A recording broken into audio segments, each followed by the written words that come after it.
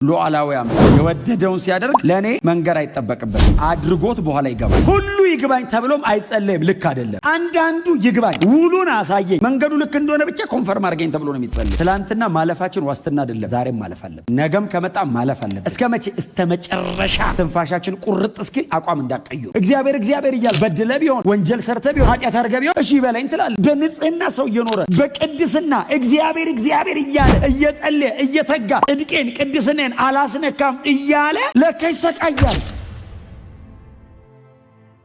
ስለዚህ ሚላችሁ ከሆነ የ17 ዓመት ልጅ ነበር ይልና አባቱ ከልጆቹ መካከል በጣም ስለሚወደው ምንም ህልም አላለመም። የተለየ እግዚአብሔር ፕሮግራም እንዳለበት አባቱም አላወቀም። ዮሴፍ የሚያውቀው ነገር የለም። ግን አባቱ ከልጆቹ መካከል ይወደው ስለነበር ጌጠኛ ቀሚስ ገዝቶ አመጣለት። በጣም የምታምር ልጅ ነውና በጣም የምታምር ጌጠኛ ቀሚስ። ልጁም ደግሞ መልከ መልካም ነበር የሚል አለ። ባይዘ ምዕራፍ 41 ላይ የጳጢፋራ ሚስት ወደደችልና መልከ መልካም ነበር። እንኳን እንደዚህ አልብሳችሁት እንዲሁም ቆንጆ ነው እና ወስዶ አባት ጌጠኛ ልብስ ሲያለብሰው ወንድሞቹ አዩት ይላል። ቀኑ አባቱ የተለየ ነገር ለሱ ብቻ እንዴት ያደርጋል ብለው ቀኑበት ይልና ሊያስሄሩበትም ጀመሩ። እግዚአብሔር ነገር ፍለጋ የጀመረው አባትየው የተለየ ፌቨር ለልጁ እንዲያደርግ ጀምሮ ነው። ተበሳጩ። ሊያስሄሩበት ሲጀምሩ እግዚአብሔር ትንሽ ቆይቶ ለልጁ ህልም የአባቱ ቀሚስ ነው ያናደዳቸው።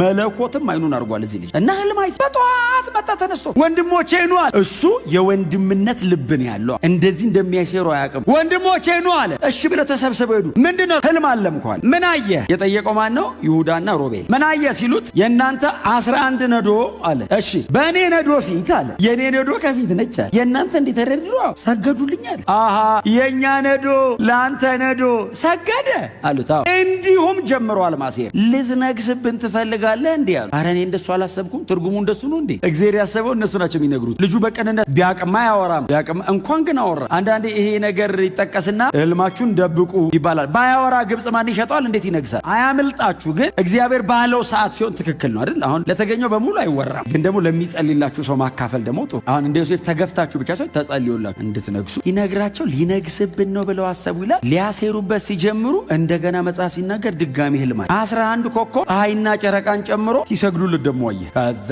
አባቱን ጠራው። አባቴ አለው። አቤት አለ። ወንድሞቼ ነው አለ። ዛሬ ደግሞ እንደገና ህልም አየሁ አለ። ምን አየ አሉት። 11 ከዋክብት ፀሐይና ጨረቃን ጨምሮ ፊቴ ሰገዱ አለ። መጽሐፍ ሲናገር ወንድሞቹ አይደሉ አባቱ ገስ አንተ አቤት አባቴ ሲል እኔና እናትም ልንሰግድልህ ነው እንዴ አለ። በል ሁለተኛ እንደዚህ እንዳት አለ ይልና በወንድሞቹ መሃል ገሰጸው ብሎ ግን እስራኤል አይደለም የሚለው ያዕቆብን እስራኤል ብሎ ነው የሚጠራው። እስራኤልም ነገሩን በልቡ ግን ያዘው ይላል። እግዚአብሔር ይሄን ልጅ ምን ሊያረገው ነው አለ። ታውቃለህ ለምን መሰለ? ወንድሞቹ ገና ናቸው። ይሄ ግን በብዙ መንገድ እግዚአብሔርን ያውቀዋል። እሱን እግዚአብሔር እንዴት አድርጎ በተለያየ መንገድ እንደዚህ አይነት ዲቫይን ፕላን ውስጥ እንዳመጣው ያውቃል። እግዚአብሔር ከዚህ ልጅ ጋር ጉዳይ አለው እንዴ ብሎ ነገሩን በልቡ ይዞ ይጠብቀው ጀመር ይላል። እግዚአብሔር ስራውን ጀመረ በይፋ። ምናልባት የታሪኩ አካል ብንሆንና ዮሴፍና ወንድሞቹ በነበሩበት ዘመን ብንኖር የእግዚአብሔር በማይመስል መንገድ ነገሩ ካለፈ በኋላ ግን ዘንድሮ ቆመን ስናየው እግዚአብሔር በምን አይነት መንገድ ስራውን እንደሚሰራ እንድናውቅ እግዚአብሔር ስራውን ጀመረ። አይ ቲንክ ዮሴፍም አልገባውም፣ ወንድሞቹም አልገባቸውም፣ አባቱ እስራኤልም ማንም አልገባውም። እግዚአብሔር ከላይ ታሪክን ተቆጣጥሮ ስራውን እየሰራ ሉዓላዊ አምላክ የወደደውን ሲያደርግ ለኔ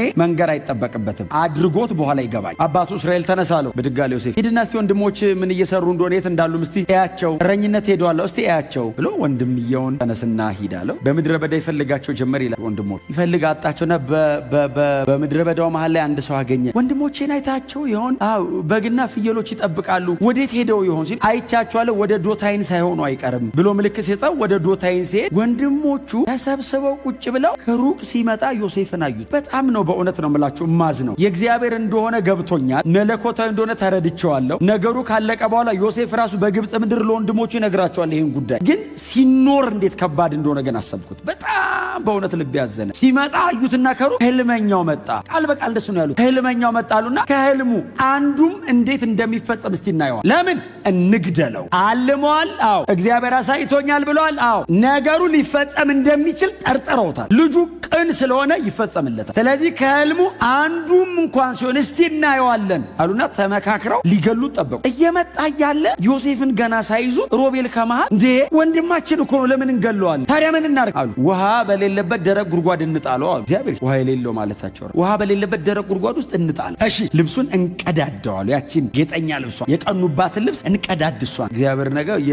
የንጉስ ልብስ እኮ ሊያለብሰው እነሱ በያዕቆብ ጌጠኛ ልብስን የቀኑ ተንጠራርተው የማይወርዱ ቦታ እኮ ሊያወጣው እንቅደድበታሉ። ቀዳደዱበት ይላል። ጉድጓድ ውስጥ አሉት። እርቃኑን አድርገው ጉድጓድ ውስጥ አሉት። አሁን ዝም ብላችሁ ዮሴፍን አስቡት ምን እንደ አሁን መጽሐፍ እኮ አልነገረም። የወንድሞቹ ምክር ነው የተጻፈ። ዮሴፍ ጉድጓድ ውስጥ ብቻውን ጨለማ ነው ባዶ ጉድጓድ ውስጥ አሉት። ከምንገለው አለ ከመሃል አንደኛው ለምን እንገለው? ታዲያ ምን እናደርግ? ከምንገለው አሁን ጉድጓድ ውስጥ ለነውም አንጠቀም ገለነውም አንጠቀምማ። ምን አይሸጠው? ይሁዳ ይባላል። ባይዘው ይሁዳ ነው ስሙ። ምን ነው ይሁዳ ነው ስሙ። የብሉዩ ዮሴፍን ሸጠ፣ የአዲሱ መሲህ ሸጠ። ይሁዳዎች እንሽጠው አለ። ለማ ሲሉ እስማኤላውያን ያው እየመጡ ነው። ለእነሱ ወደ ግብፅ ሄደው ነግደው ስለሚመለሱ ከፈለጉ ይግዙት፣ ካልፈለጉ ግብፅ ይሽጡት ብለው ዮሴፍን በሚያስመርር አይነት መንገድ የእግዚአብሔርን የዘላለማዊ ፕሮግራም በሚያስፈጽም በእግዚአብሔር ሉዓላዊ ፈቃድ ተጽዕኖ ስር አድርገው እግዚአብሔር ከእጃቸው በዚህ መንገድ እንዲወጣ መዝሙረኛው ሲዘምር ምንድነው የሚለው? በባርነት የተሸጠውን ዮሴፍን ከነርሱ አስቀድሞ ላከው። ይመጣሉ ነው አይደል መዝሙረኛው። እግዚአብሔር ዮሴፍን እንዲሸጥ ሲያደርገው ዮሴፍ ከመሸጡ ከ400 ዓመት በፊት ለአብርሃም እግዚአብሔር እንደዚህ ብሎታል፣ ትውልድ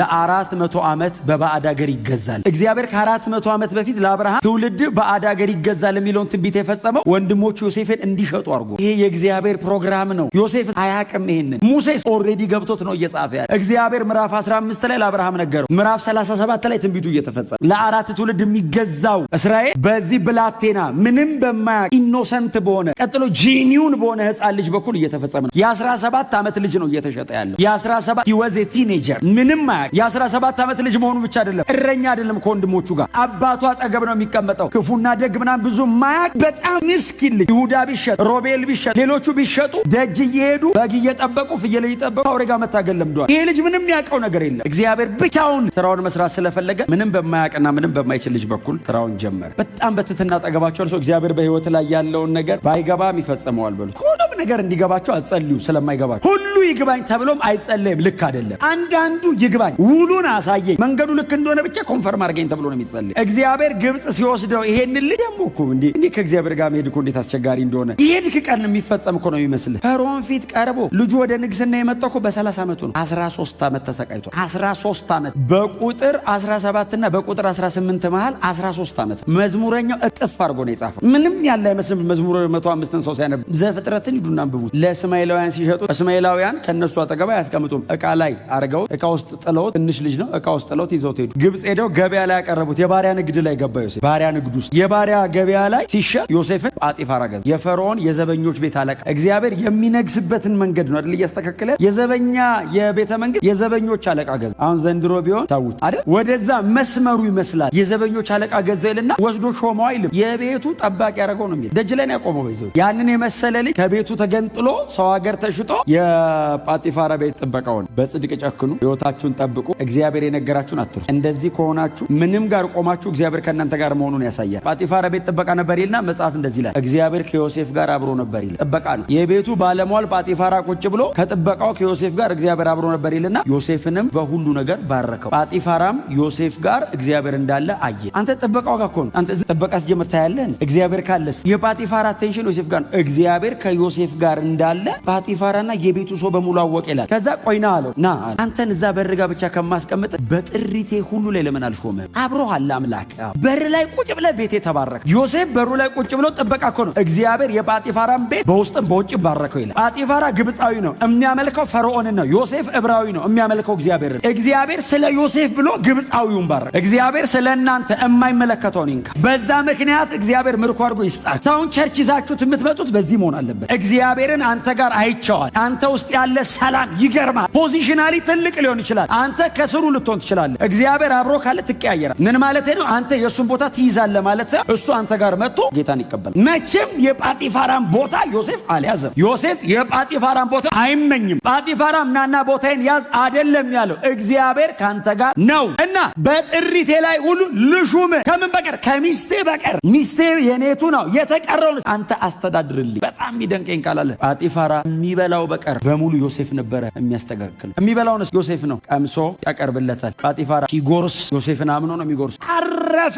ሰውየው አረፈ። እግዚአብሔር በሱ ምክንያት ባረከ። ክብር ለኢየሱስ ይሁን። ዮሴፍ ይሳካለት ጀመር፣ መንገዱ ይቀና ጀመር። ስለዚህ እግዚአብሔር ያለኝን ነገር እምወርስበት መንገድ ይሄ ሊሆን ይችላል። እግዚአብሔር ባርኮ ያለኝን ነገር በሙሉ አስተካክሎ ንብረት ተሸክሜ ቤተሰቦቼን ለመጠየቅ እሄዳለሁ። ወንድሞቼ ሲሰግዱልኝ አይቻለሁ በህልሜ። አዎ ተሸክሜ ይዤ እጄ አሰግዳቸዋለሁ ይላል። ኖ ዌይ። እግዚአብሔር አንተ ሄደ ሳይሆን እነሱ መጥቶ ይሰግዳሉ ነው ያለው። ስለዚህ እሱ ወደ ከናን አይመለስም፣ እነሱ ወደ ግብጽ ነው የሚመጡት። ዮሴፍ ቢገባውም የእግዚአብሔር አጀንዳ በህይወቱ ላይ እንዳለ ቢረዳም ነገሩ ግን እንዲቀላላል። እየተባረከ ነው ዮሴፍ፣ እየተባረከ ነው። የመጀመሪያው በረከት የእግዚአብሔር አብሮነት ነው። ቀጥሎ ደግሞ የሰው ልብ እየሰጠው ነው እግዚአብሔር እንዲወደድ አረ። ከዛ የጌታው ሚስት ነው የሚለው የጳጢፋራ ሚስት ወደደች፣ አይኗን ጣለችበት ይላል መጀመሪያ። ከዛ ወደደች። ከዛ አብረን እንተኛ ብላ አስጨነቀች ይላል። ምንድነው ያላት? አይ ይሄንን አላትና መጀመሪያ በስነ ስርዓት ነው ያዋራት። ጳጢፋራ እኮ ካንቺ በቀር አላት። በጥሪቱ ላይ እኮ ሾሞኛል። በስነ ስርዓት ነው ያወራው። ገባው? አረ ሁሉም እኮ እኔ ነኝ እኮ ማበላችሁ ማጠጣችሁ፣ አንቺ ግን የሱ ነሽ የኔ አይደለም። ንብረቱን በሙሉ ግን ያው አስተዳደር ብሎ አይ አላረገው። አያሌ ቀን ነዘነዘችው ይላል። ከዛስ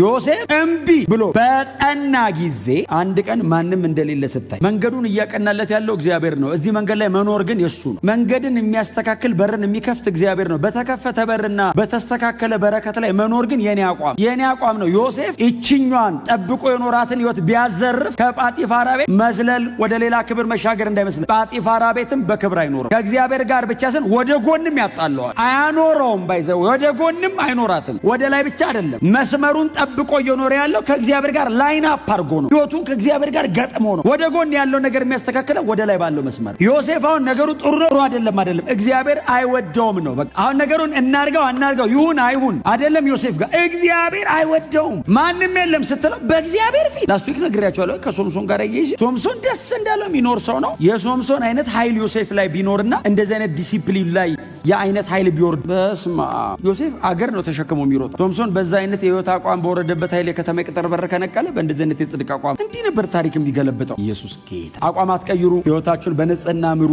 ቅድስና ላይ ሲሪየስ ሁኑ። የጽድቅ አቋማችሁ ላይ አትደራደሩ።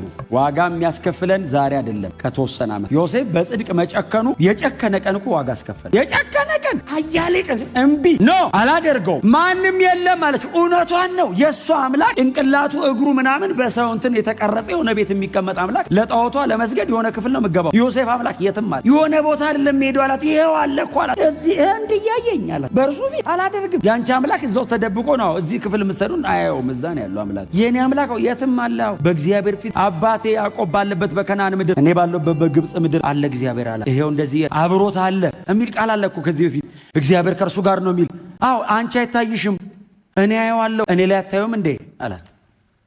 እኔ እሱ ለብቻው አየዋለሁ፣ እናንተ ግን በእኔ ነው የምታዩት አላት። እግዚአብሔር መኖሩ የሚታየው በዮሴፍ ነው። ክብር ለኢየሱስ ይሁን። አላደርገውም ሲላት አንድ ቀን አይደል አይ ዶንት ቲንክ ወደው ብቻ ከፕሮግራሙ ለማስቀር አይመስልኝም። ምክንያቱም ትዝ ይላችኋል የማነው ስሙ የዳዊት ልጅ እህቱን ያስነወራት ትዝ ይላችኋል። ወደዳት እስኪያመው አይደል የሚለው ቃል። እኔ በጣም ነው የሚገርም። ታመመ ይላል ታሞተኛ አቤሴሎም ምን ሆነ ነው አሉ። እህቴን ወድጄ ከዛ ካስነወራት በኋላ ይላል ከወደዳት ይልቅ የጠላት ባሰ። ወዷት አይደለም ፕሮግራም ለማበላሸት። አጠገባቸው ያለውን ሰው በንጽህና ጨርስ በሉት።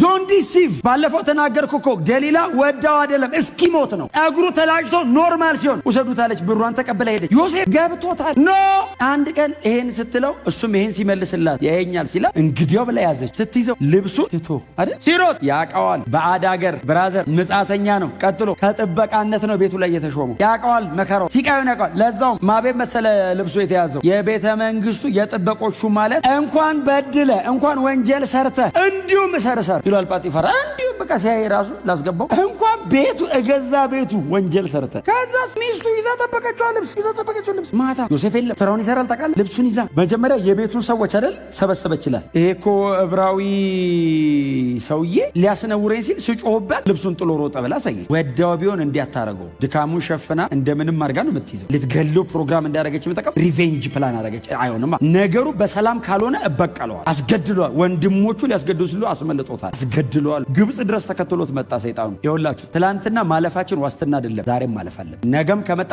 ማለፍ አለን። እስከ መቼ? እስከ መጨረሻ ትንፋሻችን ቁርጥ እስኪል አቋም እንዳቀዩ። ትላንት አልፈናል፣ እግዚአብሔር ይመስገን ስለ ጸጋው። ዛሬስ ግዴታ ነው። ነገስ በእግዚአብሔር ላይ እንታመናል። በፍጹም እንዳታስነው። ከዛ ቁጥር 18 ጀመረ አይደል? እግሮቹ በእግር ብረት ደሙ፣ እጆቹ ተላላጡ የሚለው ቃል ጀመረ። ጳጢፋራ ማታ ሲመጣ ነገረችው። ይሄ እዚህ ቤት ላይ የሾምከው ሰውዬ ያዋተም የሱ እኮ ነው። ይሄ ጨርቅ አየሁት፣ ልብሱ የራሱ ነው። ያስነውረኝ ሲል ስል ሰዎች ሲመጡ እኮ ልብሱን ጥሎ ሮጠ። ሁለት ያልሰማትም ዮሴፍን ጠርቶ አልጠየቀው፣ እንኳን አልጠራው፣ እንኳን አላስረዳ። ከእግዚአብሔር ጋር ወግኖ ማንም ሰው አያውቅም። እግዚአብሔርና ዮሴፍ ብቻ በሚያውቁት ንጽህና ዮሴፍ እስር ቤት ተጣለ። እንኳን እስር ቤት ገባ። ንጉሥ ልኮ አስፈታው የሚለው ቃል የሚፈጸመው ከእስር ቤት ነው። ካልታሰር ከየት መጥቶ ነው የሚፈታ? ንጉሥ ልኮ አስፈታው የሚለው ጥቅስ የሚፈጸመው እስር ቤት መጀመሪያ ገብተ። ስለዚህ እግዚአብሔር ፕሮግራሙን እያደረገ ነው። ተሳካልኝ፣ ወጣው፣ አመለጥኩ ሲል እንደገና እንቃረግ። ወንድሞቹ ጉድጓድ የጣሉት ግብፅ ተከትሎት መጥቶ መግደል ሲያቀተው እስር ቤት ጣሉ። ልክ እንደዛ ደረቅ ጉድጓድ የጣለው ይሄም እስር ቤት ገባ። ታሪክ ተደገመ። ከነዓን ምድር የነበረ ታሪክ ግብፅ ተደገመ። አየህ ህይወቱን ሁለቴ እየተመላለሰ እንዴት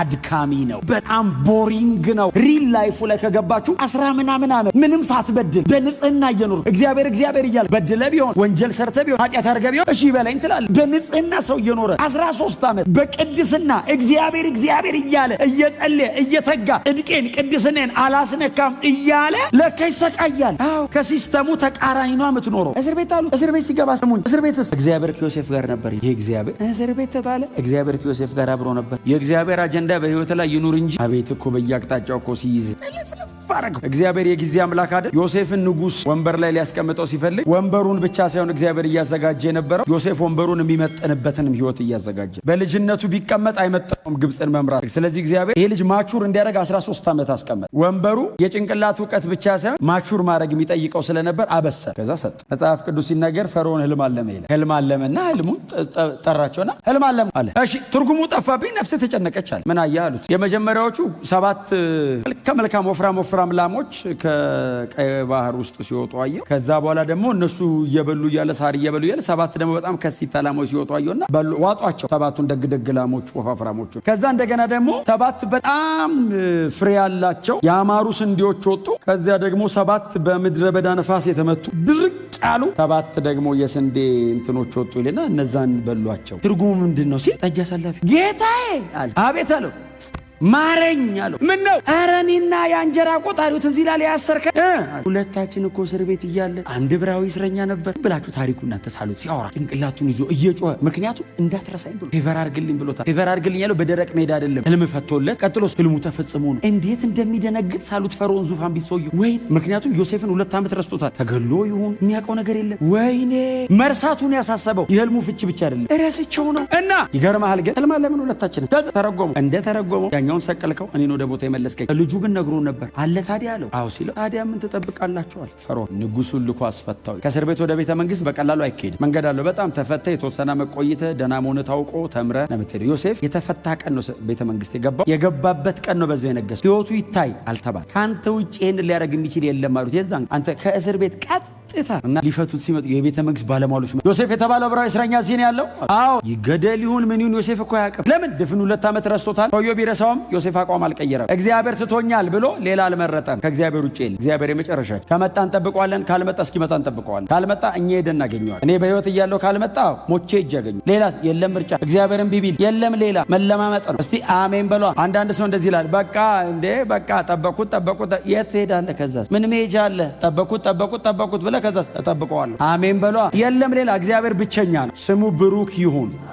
በኋላ ላይ ዮሴፍ የተባለው እስረኛ የታለ ሲል ኦልሬዲ የእስር ቤቱ አለቃ ሆኗል። ኧረ አለ የእስር ቤቱ አለቃ በጣም ወዳጁ ነው፣ በጣም ጓደኛው ነው። ኧረ አለ ናውጣ ፈርዖን ይጠራሃል አሉት። ከዛ ከነ ምናምኑ ቤተ መንግስት መሄድ የለበትም። ልብሱ ምናምን ልክ አይደለም። እስር ቤት ነው የኖረው። ተቀያሪ ብዙ የለውም፣ ቆሽሿል። መጽሐፍ እንደዚህ ይላል። ልብሱን ለመለወጥ ገላውን ለመታጠብና ጸጉሩን ለመስተካከል ጊዜ ታጣ ይላል። ድፍን 2 ዓመት የተረሳ ሰውዬ ለጸጉሩ ቁርጥ ቤት አንተ እንዲህ ለማስተካከል እና ሙልጭ አድርገው አነሱ ለጸጉሩ። ከዛ ልብሱን ቀይሮ አጠቡት ይልና ወስዶ ፈርዖን ፊት አቆሙት። እስር ቤት የጎዶ ፊት ነው። አይ እስር ቤት ነው የኖረው። የጳጢፋራ ቤት መልክ አይደለም ያለው፣ የእስር ቤት መልክ ነው። ጎስቆል ደከም ነገር ብሏል። ግን እንደምንም አድርገው ለንጉስ እንዲመጠን አድርገው ነው ያመጣው።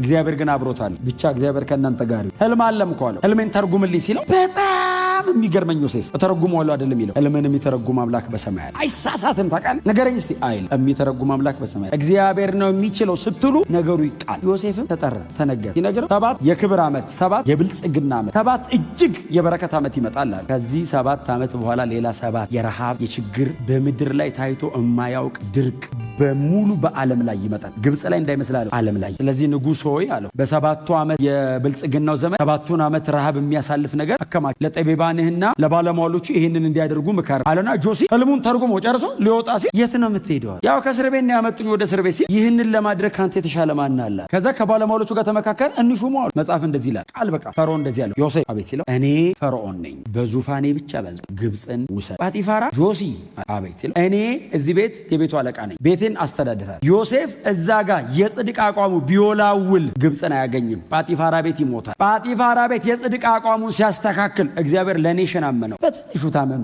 በብዙ ትሾማለህ።